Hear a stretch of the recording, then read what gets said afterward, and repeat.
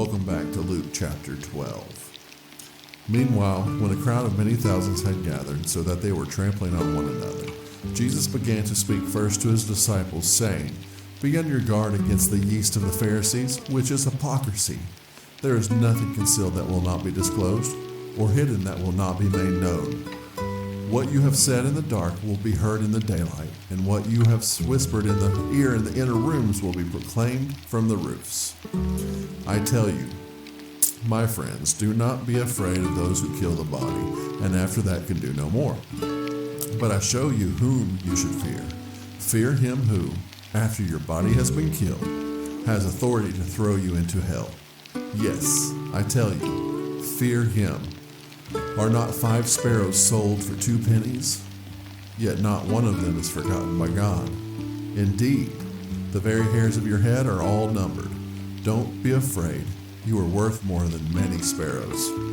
I tell you, whoever publicly acknowledges me before others, the Son of Man will also acknowledge before the angels of God.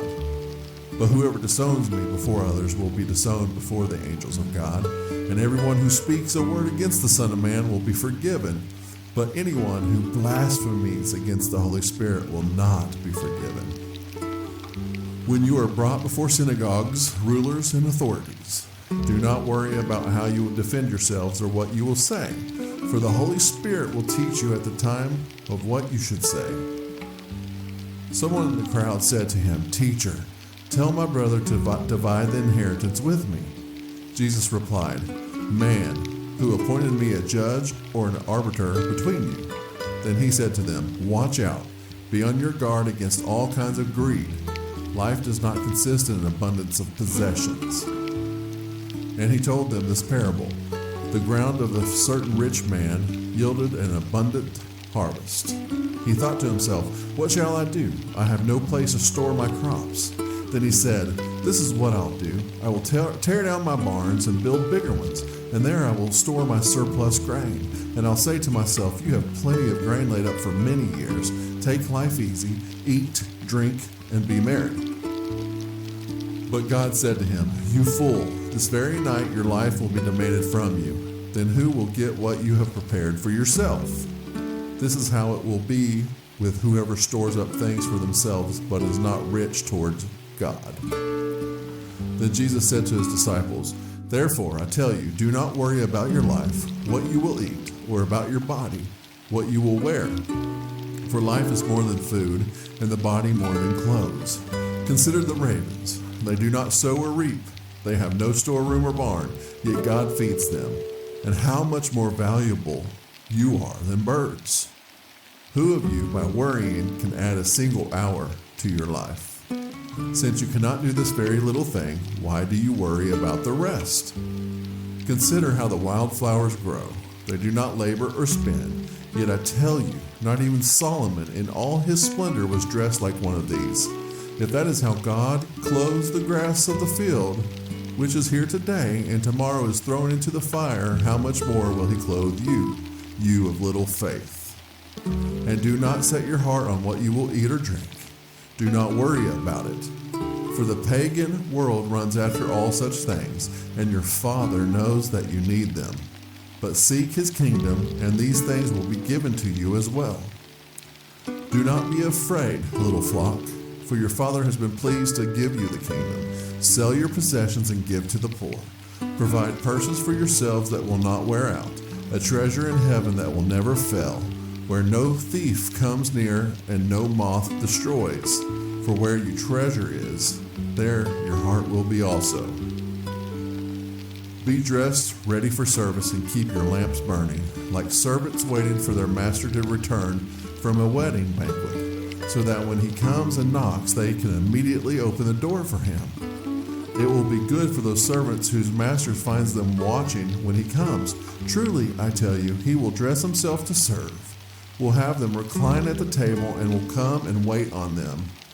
It will be good for those servants whose master finds them ready, even if he comes in the middle of the night or toward daybreak. But understand this, if the owner of the house had known at what hour the thief was coming, he would not have let his house be broken into. You also must be ready, because the Son of Man will come at an hour when you do not expect him. Peter asked, Lord, are you telling this parable to us or to everyone?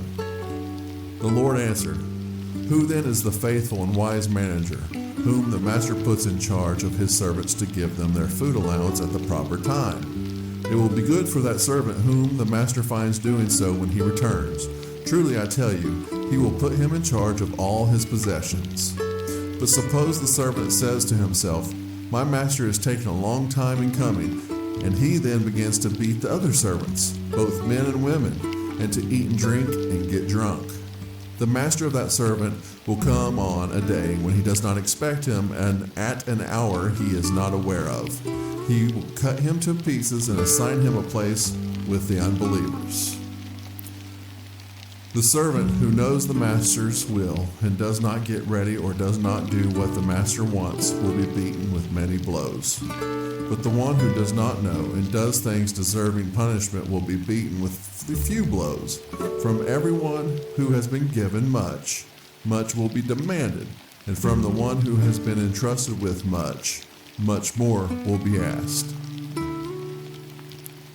I have come to bring fire on the earth, and how I wish it were already kindled.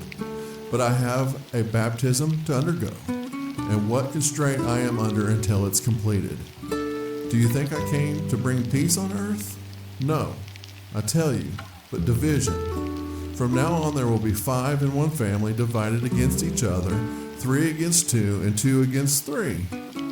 They will be divided, father against son, and son against father, mother against daughter, and daughter against mother, mother-in-law against daughter-in-law, and daughter-in-law against mother-in-law. He said to the crowd, When you see a cloud rising in the west, immediately you say, It's going to rain, and it does. And when the south wind blows, you say, It's going to be hot, and it is. Hypocrites! You know how to interpret the appearance of the earth and the sky.